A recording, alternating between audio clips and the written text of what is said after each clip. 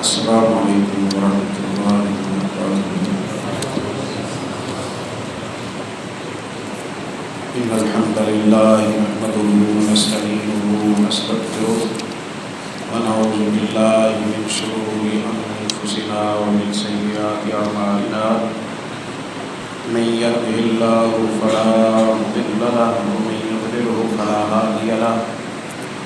أشهد أن لا إله إلا الله وحده لا شريك له، وأشهد أن محمدا عبده ورسوله، أما بعد فإن خير الحديث كتاب الله، وخير الهدي هدي محمد صلى الله عليه وسلم، وشر الأمور محدثاتها، وكل محدثة بدعة، وكل بدعة ضلالة، وكل ضلالة في النار۔ يا أيها الذين آمنوا اتقوا الله حق تقاته ولا تموتن إلا وأنتم مسلمون۔ يا أيها الناس اتقوا ربكم الذي خلقكم من نفس واحدة وخلق منها زوجها وبث منهما رجالا كثيرا ونساء، واتقوا الله الذي تساءلون به والأرحام إن الله كان عليكم رقيبا۔ يا أيها الذين آمنوا اتقوا الله وقولوا قولا سديدا يصلح لكم أعمالكم ويغفر لكم ذنوبكم، ومن يطع الله ورسوله فقد فاز فوزا عظيما۔ حمد و ثنا کے بعد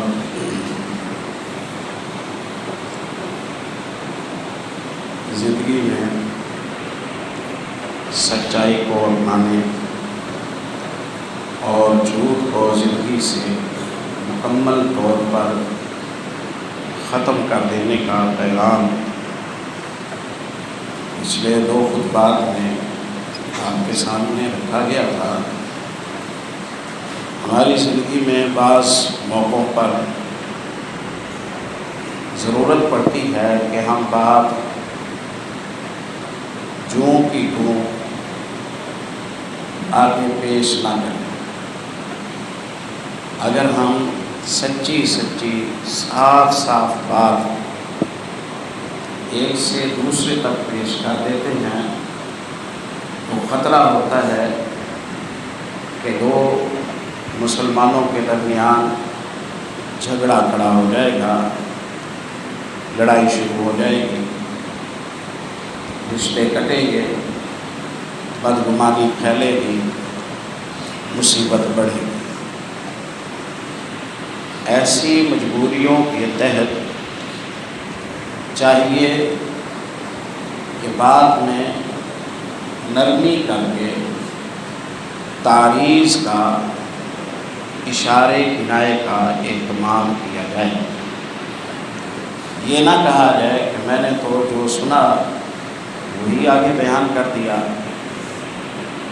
نہیں، جو شخص نمام ہے وہ جھوٹا نہیں ہوتا۔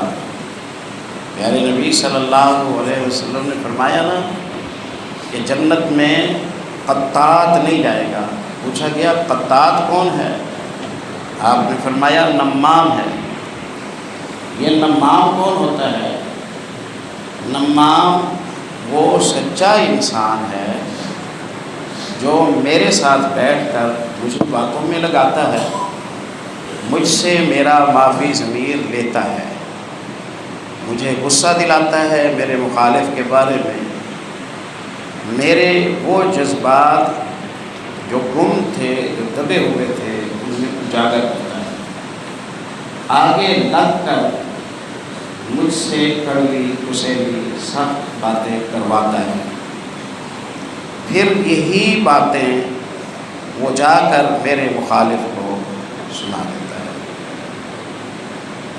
نمام جھوٹ نہیں بول رہا ہوتا، لیکن اس کی سچائی میں بھی نیک نیتی نہیں ہوتی۔ اس لیے پیارے نبی صلی اللہ علیہ وسلم نے فرمایا کہ نمام جنت میں نہیں جائے گا۔ نقل الکلام الی الغیر علی نیت الافساد، ایک کی بات کو اسی طرح جیسے سنا ویسے ہی دوسرے تک پہنچا دیا، نہ اس نے ذمہ لگایا تھا، نہ اس کی ڈیوٹی ہے، نہ اس سننے میں کوئی مصلحت دینی یا دنیاوی ہے، نہ اسے پہنچانے میں کوئی دینی یا دنیاوی مصلحت ہے، اس کی فطرت میں شرارت ہے۔ اس لیے یہ آگے بڑھ کر ایک سے سنتا ہے، وہی ریکارڈنگ یہ دوسرے کے سامنے رکھ دیتا ہے۔ جن کے درمیان جنگ ٹھنڈی ہو رہی تھی ان کے درمیان یہ جنگ بھڑکا دیتا ہے۔ یہ شخص جنت میں نہیں جائے گا، قطات جنت میں نہیں جائے گا، نمام جنت میں نہیں جائے گا۔ تو اس لیے غیبت کے حوالے سے جب امام نووی رحمۃ اللہ علیہ نے تعریف کی، بہت جامع تعریف، یعنی میری معلومات میں غیبت کے تعارف میں اتنی جامع تعریف میں نے کوئی نہیں پڑھی۔ آپ کا ہر اشارہ، آپ کا ہر کلمہ، آپ کا ہر رویہ، آپ کی ہر آواز، آپ کی ہر آہٹ، آپ کا ہر طریقہ، آپ کا ہر ملنا جلنا کسی بندے کے جسم کے بارے میں، اس کے لباس کے بارے میں، اس کی عبادت کے بارے میں، اس کی عادتوں کے بارے میں، اس کی اولاد کے بارے میں، اس کی بیوی کے بارے میں، اس کے خاندان کے بارے میں، اس کی زبان کے بارے میں، اس کے لب و لہجے سے متعلق ہر ایسا رویہ، ایسا اشارہ، ایسی خاموشی، ایسی چٹکی، ایسا ملنا جلنے کا انداز، ایسا دیکھنے کا انداز، ایسا محسوس کرنے کا انداز، ایسے چہرے کا تیور جو آپ کے سامنے والے کو دکھاتا ہو، اور وہ کرنے میں آپ کے پاس دینی یا دنیاوی کوئی مصلحت پیش نظر نہ ہو۔ یعنی آپ جو انداز اپنا رہے ہیں، آپ کو اس کی کوئی دینی دنیاوی ضرورت نہیں تھی، اور اگلے بندے کو آپ کی خاموشی سے دکھ ہو رہا ہے، آپ کے رویے سے دکھ ہو رہا ہے، آپ کے تیور سے دکھ ہو رہا ہے، آپ کے لب و لہجے سے دکھ ہو رہا ہے، آپ کے انداز سے دکھ ہو رہا ہے، آپ کی آواز سے دکھ ہو رہا ہے۔ یہ غیبت ہے۔ تو یہ بات ٹھیک نہیں ہے کہ جی میں تو صاف کہتا ہوں، میں تو منہ پر کہہ دوں گا، میں نے کون سی غلط بات کی ہے، میں نے تو جو سنا تھا میں نے وہی کہہ دیا۔ بہت سارے مقامات تقاضا کرتے ہیں کہ آپ نے جو سنا ہے آپ وہ بات آگے نہ کہیں، اگر وہ بات آپ نے جو دیکھی ہے آگے کہہ دیں گے، جو بات آپ نے سنی ہے آگے کہہ دیں گے، آگے وہ آگ لگ جائے گی جو آگ سنبھل نہیں پائے گی، وہ فساد کھڑا ہو جائے گا جو حل کے قابل نہیں ہوگا۔ اس لیے جب قرآن پاک نے منافقین کا تذکرہ کیا تو کیا کہا؟ منافقین کا طریقہ یہ ہے کہ جب بھی کوئی خوف یا امن کی خبر سنتے ہیں، جب کوئی کسی خوف یا امن کی اطلاع آتی ہے ان کے پاس، اذاعوا بھی، وہ شور مچا دیتے ہیں، وہ شور مچا دیتے ہیں، اس خبر کو پھیلا دیتے ہیں۔ کتنی ہی باطل خبریں ایسی ہوتی ہیں جن کی کوئی حقیقت نہیں ہوتی، لیکن وہ سنی سنائی بات اڑتی ہے اور وہ لوگوں کی جان لے لیتی ہے، وہ لوگوں میں فساد کھڑا کر دیتی ہے، وہ لوگوں میں پریشانی کا سبب بن جاتی ہے۔ کلما سمعوا جب کوئی وہ بات سنتے ہیں، خوف یا امن کی کوئی خبر سنتے ہیں، اذاعوا بہ، تو وہ اسے پھیلا دیتے ہیں۔ یہ نہیں بنتا تھا، یہ نہیں بنتا تھا۔ لو ردوہ الی الرسول و الی اولی الامر منہم، انہوں نے کوئی مشکوک چیز دیکھی، انہوں نے کوئی مشتبہ حالت دیکھی، یہ عوام میں اسے پھیلانے کی بجائے الی الرسول و الی اولی الامر منہم، ذمہ داران کو اس کی اطلاع کر دیتے، رسول صلی اللہ علیہ وسلم تک وہ خبر پہنچا دیتے۔ لعلمہ الذین یستنبطونہ منہم، تو اس صورتحال کو کیسے ڈیل کرنا ہے؟ رسول صلی اللہ علیہ وسلم اپنے ساتھیوں کے مشیروں کے ساتھ بیٹھ کر موقع کے مطابق مناسب قدم اٹھاتے، آنے والے خطرہ کو اللہ پاک ٹال دیتا۔ ایسا نہیں کیا گیا، بات عوام میں پھیلا دی گئی، بات حل کے قابل نہ رہی، بات حل کے قابل نہ رہی۔ تو کیا وہ بات سچی نہیں ہے؟ بات تو وہ سچی ہے،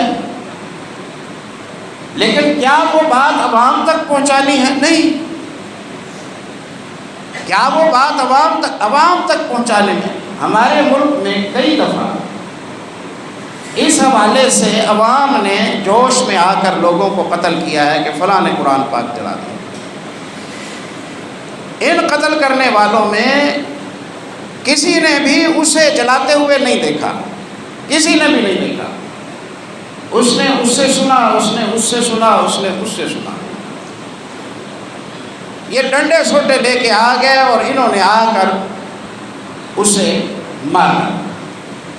معاملے میں پریشانی پیدا ہوئی، نہیں معلوم اس نے جلایا تھا، نہیں معلوم اس نے نہیں جلایا تھا، اس کی کیا وجوہات تھیں، کیا صورتحال تھی، ان کا شعبہ نہیں، ان کی فیلڈ نہیں، انہیں تحقیق نہیں، انہیں علم نہیں، انہیں علم نہیں۔ بارہا ایسے واقعات پیش آئے ہیں۔ بندہ ہے وہ مقدس اوراق جو گرے پڑے ہوتے ہیں راہوں پر، انہیں چنتا ہے،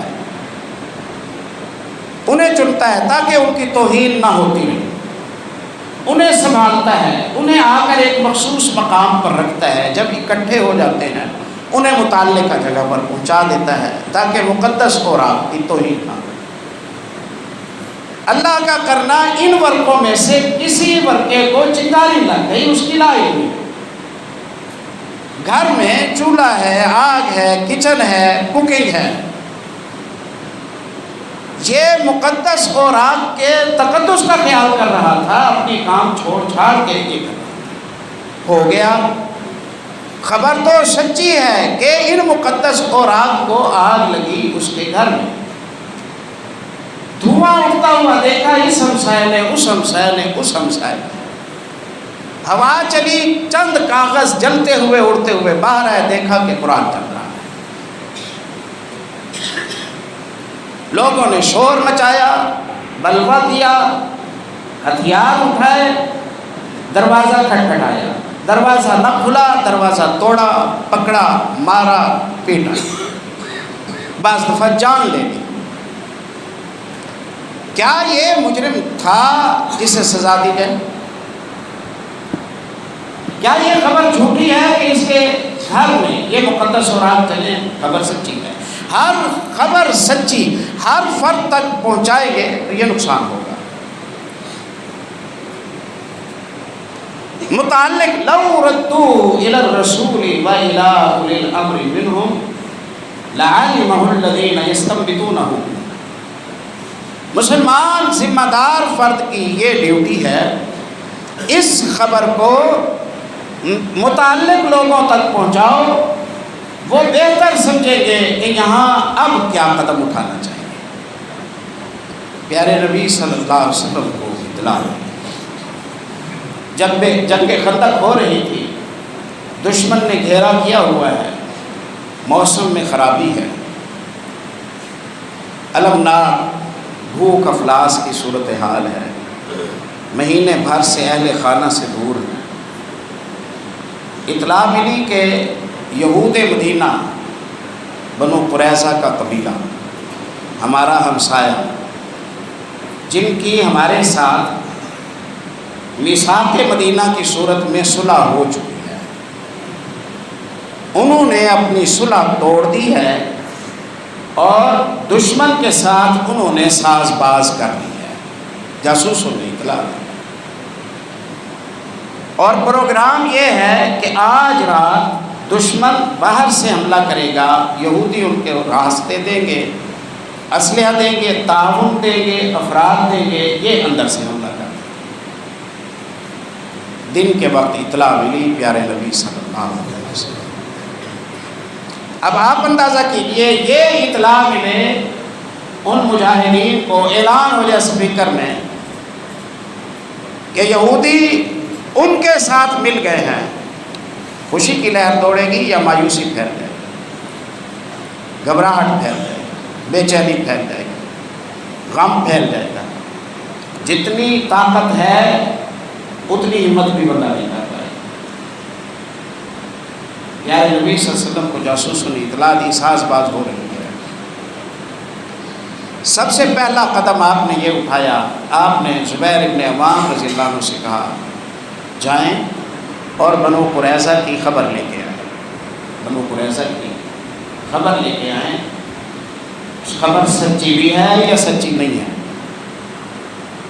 اگر سچی خبر ہو کہ واقعی بنو قریظہ عہد سے پھر گئے، دشمن کے ساتھ مل گئے، مسلمانوں پر حملہ آور ہونا چاہتے ہیں، تیور بدلے ہوئے ہیں، عہد توڑا ہوا ہے، اگر یہ خبر ہو تو مجمع میں آ کر مجھے نہ بتانا۔ پیارے نبی صلی اللہ علیہ وسلم، اگر زبیر ابن عوام مجمع میں بتائیں تو جھوٹ ہوگا؟ کیا ایسی بات بتائیں گے جو واقع کے خلاف ہے؟ نہیں، لیکن یہ بتانا اس سے نقصان کیا ہوگا؟ اس سے نقصان مایوسی کی صورت میں ہوگا، بے چینی کی صورت میں ہوگا، کم ہمتی کی صورت میں ہوگا، بے صبری کی صورت میں ہوگا، غم کی صورت میں ہوگا۔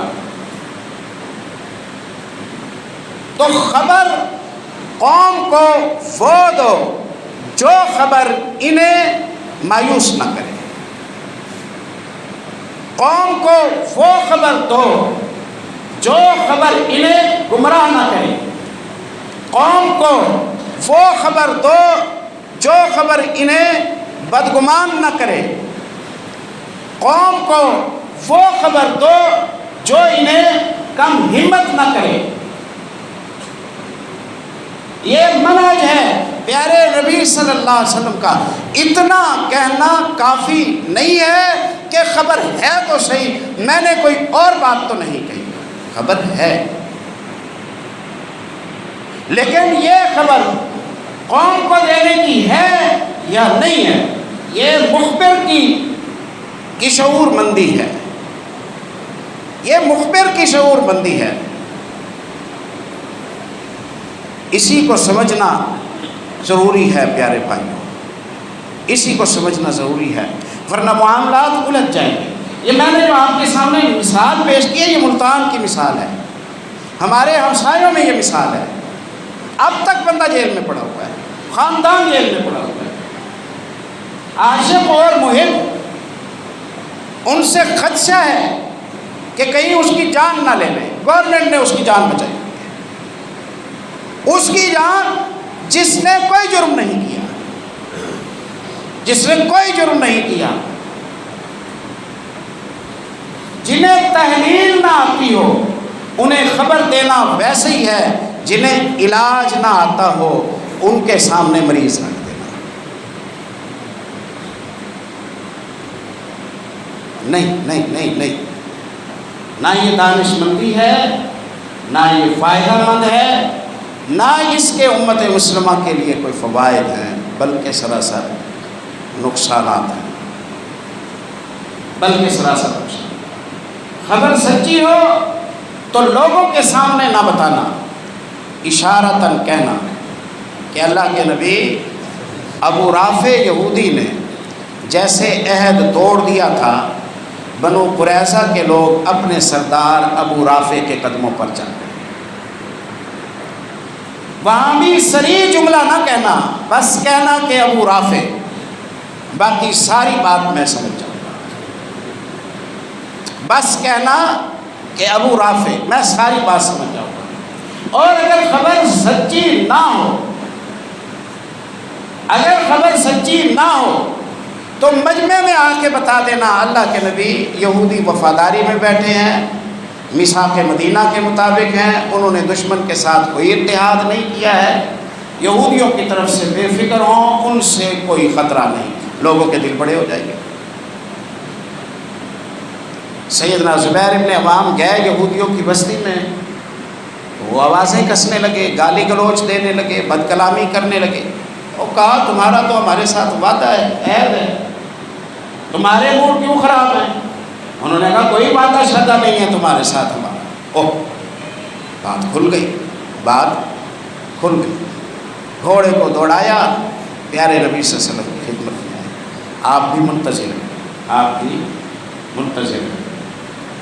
آگے سلام دعا کی اور آپ کو کان میں کہہ دیا کہ ابو رافع والی بات ہے، خبر سچی ہے، خبر سچی ہے۔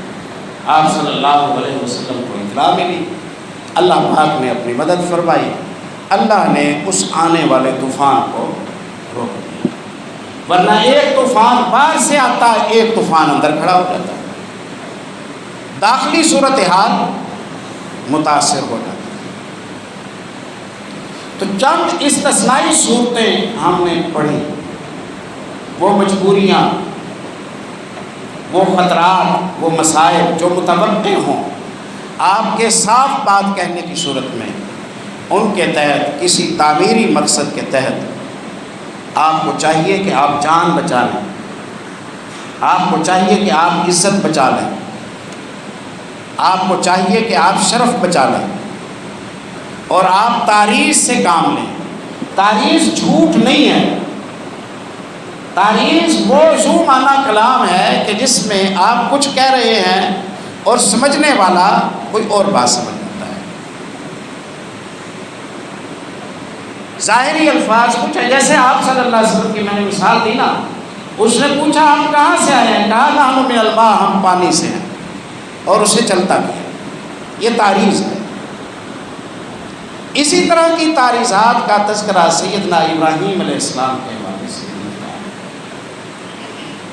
منکرین حدیث کو اشتباہ ہوا ہے، وہ کہتے ہیں قرآن نے کہا انہ کان صدیقا نبیہ، ابراہیم اللہ کے سچے نبی تھے، اور بخاری کہتی ہے کہ لم یکذب ابراہیم الا ثلاث کلمات، ابراہیم نے 3 جھوٹ بولے۔ تو بخاری قرآن کے خلاف بھی، قرآن ابراہیم کو صدیق کہتے ہیں، بخاری کہتی ہے کہ 3 جھوٹ بولے۔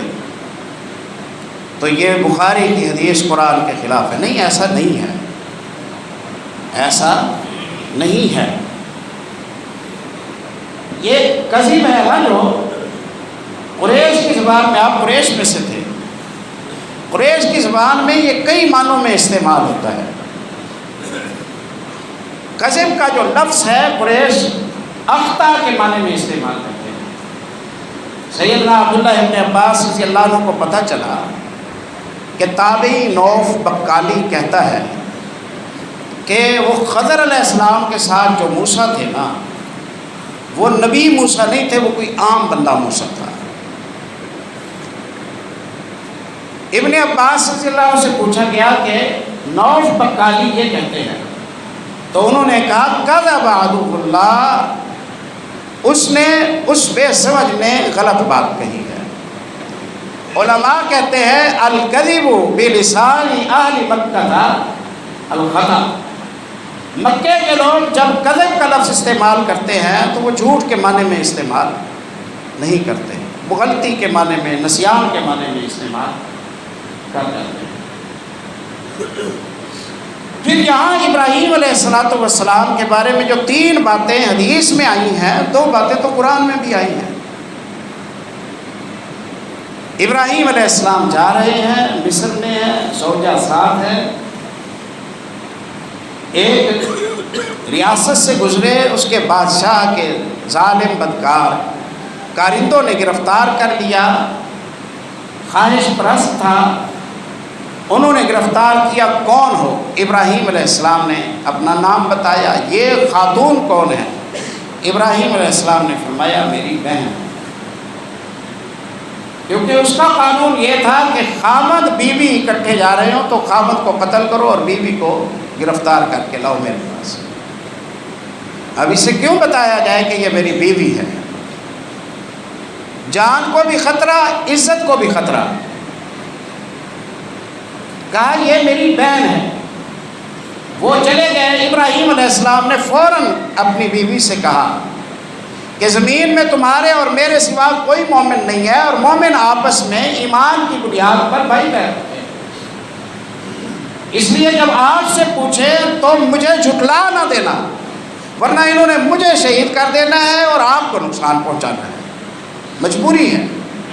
آج بھی اگر اس طرح کی صورتحال پیدا ہو جائے تو اتنی سی بات ہے کہ عزت بھی بچاؤ اور جان بھی بچا لو۔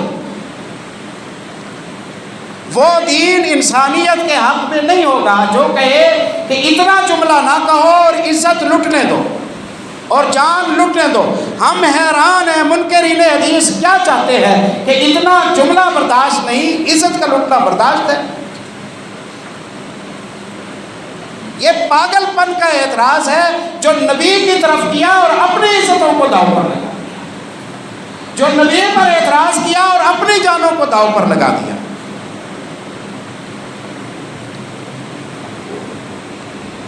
دوسرا جو خلاف واقع جملہ ابراہیم علیہ السلام نے مجبوری میں بولا تھا وہ یہ تھا کہ بت پرست لوگ اپنے فنکشن کے لیے جا رہے ہیں، وہاں انہوں نے شرک کرنا ہے، بت پرستی کرنی ہے، سورج کی پوجا کرنی ہے، مذہبی تقریب ہے۔ ابراہیم سے کہا کہ آپ ہمارے ساتھ چلیں۔ وہ متنفر ہو چکے ہیں شرک سے، دور ہیں بدعت سے، بت پرستی کے دشمن ہیں۔ کہا میں نہیں جاتا۔ کہا کیوں نہیں جاتے؟ کہا طبیعت علیل ہے۔ کہا طبیعت علیل ہے۔ قرآن پاک نے بھی اس کا تذکرہ کیا ہے۔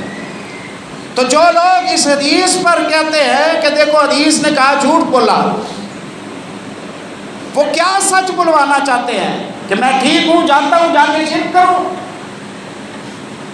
میں ٹھیک ہوں جاتا ہوں جا کے سورج کو سجدہ کروں، میں ٹھیک ہوں جاتا ہوں جا کے بت کو سجدہ کروں، یہ کرانا چاہتے ہیں؟ کیا یہ اس عذر کے تحت اتنا کہنے سے بندہ کذاب ہو جاتا ہے، بندہ جھوٹا ہو جاتا ہے؟ چھوٹے سے منہ سے کس ہستی پر بات کر ڈالی بے سمجھی کے ساتھ؟ یعنی میں حدیث کو اس لیے نہیں مانتا تو قرآن کو اسی واقعے کی بنیاد پر آپ کیوں ماننے کی زحمت کرتے ہیں؟ واقعہ تو سیم ہی ہے نا۔ وہاں بھی کہا آپ نہیں چلتے، کہا اتنی سقیم میں بیمار ہوں۔ حدیث میں بھی یہی ہے، کہا کہ آپ کیوں نہیں چلتے، کہا میری طبیعت ناساز ہے۔ تو ایسی خلاف واقع بات جس کو کہہ کے آپ شرک سے، کفر سے، خرافات سے، بدعت سے بچ جائیں، اس کی اجازت ہے۔ لوگ جو آپ کے سامنے جھولی پہناتے ہیں، نیاز حسین اس پہ ڈال، آپ کتنے ان کے ساتھ باز کریں؟ وہ تو کہیں گے آپ حسین رضی اللہ عنہ کے منکر ہیں، آپ پہلے بیعت کے گستاخ ہیں، کس سے لڑیں گے؟ ایک دن کے اندر 70 بندے آئے۔ میرا پریز ہے، میرا پریز ہے، تو جو نیاز کھلا رہا ہے میں نہیں کھاتا۔ کیا اس سے کہا ہے؟ ابن سیاد نے کہا کیا آپ گواہی دیتے ہیں میں اللہ کا رسول ہوں؟ آپ نے فرمایا میں اللہ کے سارے رسولوں کو مانتا ہوں۔ کیا اس سے الجھیں؟ جس پر شیطان مسلط ہے، وہ اپنے آپ کو محمد رسول اللہ کے سامنے کہتا ہے میں اللہ کا رسول ہوں۔ یہاں الجھنا نہیں بنتا۔ ہم اس فتنے کو ختم کرنے کے لیے آئے ہیں، ہم اس کے ساتھ بحث کر کے، مناظرہ کر کے، اس کو اجاگر کر کے اس کی ساکھ بڑھانے نہیں آئے ہیں۔ پہلے پریشانی ہے یہ اس طرح کی باتیں کرتا ہے، مدینے کے لوگوں کو کہتا ہے میں علم غیب جانتا ہوں، میں نبی ہوں، میں یہ ہوں، میں وہ ہوں۔ اب جا کر اس کے ساتھ جتنی بات کو طول دیں گے اتنی بات بڑھے گی، یہ ایک فریق تسلیم شدہ ہو جائے گا۔ اس کو اگنور کرنا بہتر ہے۔ اس نے کہا میں گواہی دیتا ہوں آپ امیوں کے نبی ہیں، آپ گواہی دیتے ہیں کہ میں اللہ کا رسول ہوں۔ آپ نے فرمایا میں سارے نبیوں کو مانتا ہوں، تو بتا تیرا کیا مسئلہ ہے؟ کہا میں بیمار ہوں۔ وہ ادھر گئے، انہوں نے بت توڑ دیے۔ واقعہ آپ کے سامنے ہے، واقعہ آپ کے سامنے ہے۔ تو اس لیے غیبت کرنے والا آج جرأت سے کہتا ہے، وہ کہتا ہے میں نے وہی بات کہی ہے جو تھی۔ پوچھا گیا نا پیارے نبی صلی اللہ علیہ وسلم سے کہ میں اپنے بھائی کے بارے میں وہ بات کرتا ہوں جو اس میں ہوتی بھی ہے، تب بھی میں نے غیبت کی۔ آپ نے فرمایا تبھی تو غیبت کی، اس میں ہے اور تو نے کی، یہی تو غیبت ہے۔ کہا ہے اس میں نے جھوٹ تو نہیں کہا، میں سامنے کہتا ہوں، میں سامنے کہتا ہوں، یعنی پیٹھ پیچھے والا جرم بھی کیا، سامنے بھی دلاداری والا جرم کروں گا۔ آپ نے فرمایا اس میں نہ ہوتی اور پھر تو اس کے بارے میں کہتا، تو یہ بہتان تھا، اور بہتان غیبت سے بھی بڑا جرم ہے، غیبت سے بھی بڑا جرم ہے۔ کچھ اخلاقی عیب ہے پیارے بھائیوں جو انسان کو فساد کا مجموعہ بنا دیتے ہیں، جو انسان کو اخلاقی نظریاتی بیماریوں کا گھر بنا دیتے ہیں، جن میں ایک جھوٹ ہے۔ جھوٹا انسان وہ اپنی عاقبت کو ارادتاً خراب کرتا رہتا ہے۔ یہاں ہم اپنی اس بات کو روکتے ہیں اور ہم اللہ سے عہد کرتے ہیں کہ ہماری بات قول سدید والی، سچائی پر مبنی ہو، ظلمانہ نہ ہو، اس میں دھوکہ نہ ہو، عین حق کے مطابق ہو، اسے اپنانا ہے۔ آپ کی زندگی میں سکون آ جائے گا، معززین کی نگاہوں میں آپ بلند ہو جائیں گے، معززین کی نگاہوں میں آپ بلند ہو جائیں گے، دلوں میں گھٹن نہیں رہے گی۔ امام بخاری رحمۃ اللہ علیہ کے شاگردوں میں یا حاضرین میں ایک نابینا تھے، ان کی داڑھی میں کوئی بال پھنسا ہوا تھا، تو خیر انہوں نے اسے نکالا۔ امام بخاری رحمۃ اللہ علیہ نے دیکھا تو چہرے پر مسکراہٹ آ گئی۔ بعد میں سوچا کہ یہ بات دل آزاری کا باعث بن سکتی ہے بندے کے لیے، تو ان سے کہا کہ بھائی مجھے معاف کر دیں، میں آپ کی اس کیفیت کو دیکھ کر ہنس پڑا تھا۔ اگلا بندہ معزز تھا، اس نے کہا انت فی حل، آپ کی میں نے پچھلی آئندہ کی ساری باتیں معاف کی، میری حق تلفی کوئی آپ نے کی ہو میری طرف سے صاف معافی ہے۔ معافی مانگنے والا بندہ معزز ہو جاتا ہے، معافی مانگنے والا بندہ معزز ہو جاتا ہے۔ سچا بندہ ایک تو قدم مناسب اٹھاتا ہے، تلافی دنیا میں کر لیتا ہے، دنیا کی نگاہوں میں معزز ہوتا ہے، قابل اعتبار ہوتا ہے، رزق رج کے لیتا ہے، کاروبار اس کا اچھا چلتا ہے، دعائیں کرنے والے اسے بہت ملتے ہیں، اس کی شہرت لوگ کر رہے ہوتے ہیں، بڑی شاندار زندگی گزارتا ہے۔ ہم اسے اپنائیں، ہم اسے اپنائیں، اپنی اولادوں کو اس کی تربیت دیں۔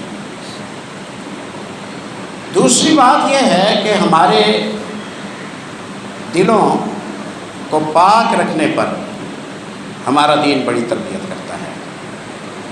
پیارے نبی صلی اللہ علیہ وسلم نے دلوں کو پاک رکھنے کا درس دیا ہے کہ مسلمان ہر بندے کے لیے خیر کے جذبات رکھتا ہو، مقابلہ بازی، حسد، انتقام کے جذبات، نفرت، بغض، یہ مسلمان شخص کا شیوا نہیں ہے۔ مسلمان کی دوستی اللہ کے لیے، مسلمان کی مخالفت اللہ کے لیے، ذاتی اسے نہیں ہونا چاہیے۔ ذات پر بات ہے تو یہ فوراً معاف کر دے۔ انتقامی مزاج اس کا نہیں ہونا چاہیے، انتقامی مزاج اس کا نہیں ہونا چاہیے۔ یہ اس کے خلوص کا مظہر ہے پیارے بھائیوں۔ جتنا خلوص والا زیادہ ہوتا بندہ اتنا تحمل والا زیادہ۔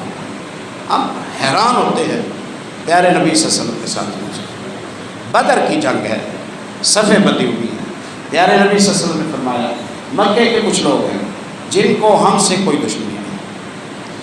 مکے میں ہم رہے تو لوگ ہمارے راستے روکتے تھے، وہ ہمیں کچھ نہیں کرتے۔ بے ضرر ہمسائے تھے، شریف لوگ تھے، اپنے دین پر تھے، ہمارے لیے نقصان دہ نہیں تھے۔ اب مکے کے چودھری زبردستی انہیں ہمارے خلاف لے آئے۔ تو مناسب یہ ہے کہ ایسے لوگوں کو بچانے کی کوشش کرنا، ایسے لوگوں کو بچانے کی کوشش کرنا، تمہاری زد میں آ جائیں تو کوشش کرنا کہ وہ تمہاری تلوار سے بچ جائے، قربان جائیں اعلیٰ ظرفی پر، اعلیٰ اخلاق پر۔ سبحان اللہ، وہ میدان میں آئے ہوئے ہیں، وہ گھر تو نہیں بیٹھے ہوئے، وہ اسلحہ لے کے آئے ہوئے ہیں، وہ لڑنے کے لیے آئے ہوئے ہیں، وہ دشمن کی تعداد بڑھا کے آئے ہوئے ہیں، ان کی مجبوریاں ان کے ساتھ۔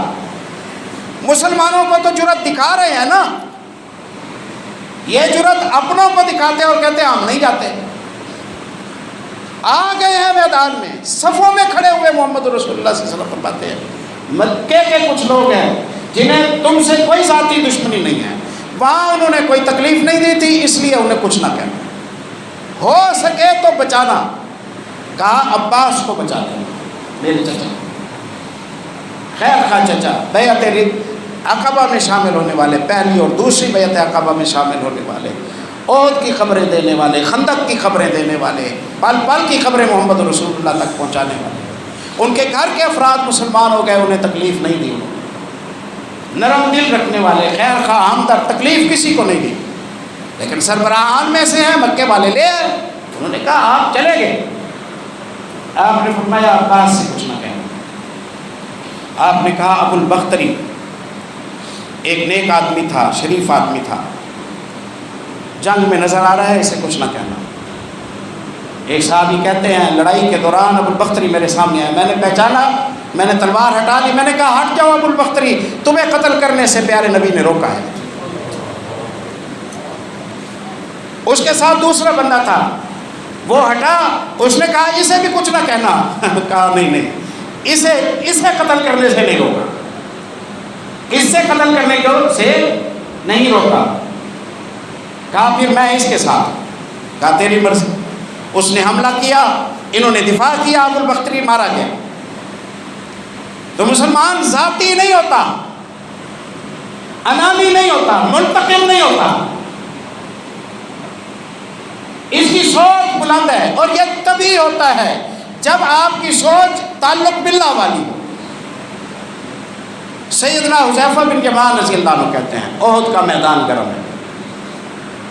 سالم بن سعد نے ام المومنین عائشہ رضی اللہ عنہ نے حدیث میں آئی، احد کا میدان گرم ہے، دشمن نے شکست کھائی، دشمن نے شکست کھائی، درے والے اتر آئے، مال غنیمت جمع ہونے لگا، دشمن نے پیچھے سے حملہ کیا، آگے دوڑنے والے بھی پلٹ آئے، مسلمان شکنجے میں آ گئے، بھگدڑ مچی، شور شرابہ ہوا، صورتحال پلٹ گئی، چھنے ہوئے اموال غنیمت واپس چلے گئے، ساتھی زخمی ہو گئے، اپنا کون غیر کون پہچان نہیں ہو رہا، گرد و غبار اڑی، اضطراب کی کیفیت پہچان میں نہ آئی۔